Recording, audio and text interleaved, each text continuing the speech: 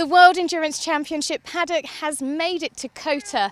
This circuit has got a little bit of something for everyone, and this track walk is always a hot one. So let's see how the teams are holding out in this heat and what they've got to say.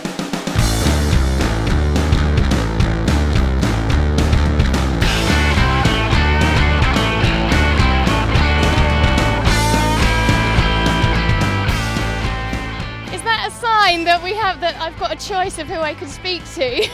Jeez. Brendan? Yeah, we're positive. We're coming off the back of 2 wins, which is nice, but they've all been close races, so I mean the last 2 could have gone either way and it was a big battle, and I don't really expect anything this year. What's your name again? Superman. Tell us about this sequence of turns. Yeah, it's probably the nicest section of the track from turn 2 onwards, and you go in flat out and then you start lifting more and more as long as you go, and it's very enjoyable unless you're behind some GT car and stuck behind. For us, I think it's just holding your line and being predictable, and as far as visibility and trusting where people are going to be on track.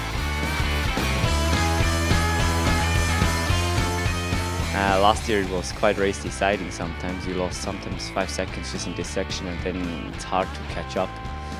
But that's part of the game, no? You're going to have to run now, I'm sorry. It's okay, we actually struggled in Sector 2 last year a lot, so it's kind of where Sector 2 starts. This long straight. We'll be better this year, obviously, with the 8 megajoule. We're still learning with the car and still trying to extract as much out of the package as we can. So. See you.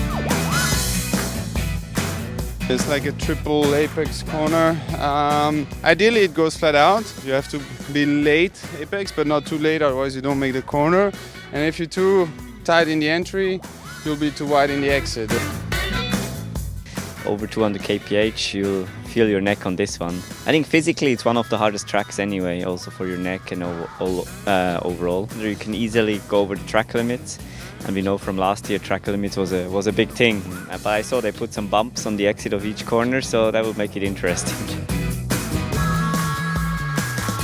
You really don't want to stress your front tires, and also if you have some prototypes behind you, it's a little bit more difficult. Trying to keep a locked steering angle and prepare the car for the next turn after it. Back in the States, home race for Ford, so the track has got a bit of everything really. The sector we're coming through now is very tight and twisty, so you need a good all-round car. The Corvette has got air conditioning, have you? Yes, and we were actually just talking about trying to crank that up as much as possible, because we're sweating a bit on this track walk. Everybody asks me, say, you come from Abu Dhabi, you're used to the hot weather. To the contrary, actually we're used to AC.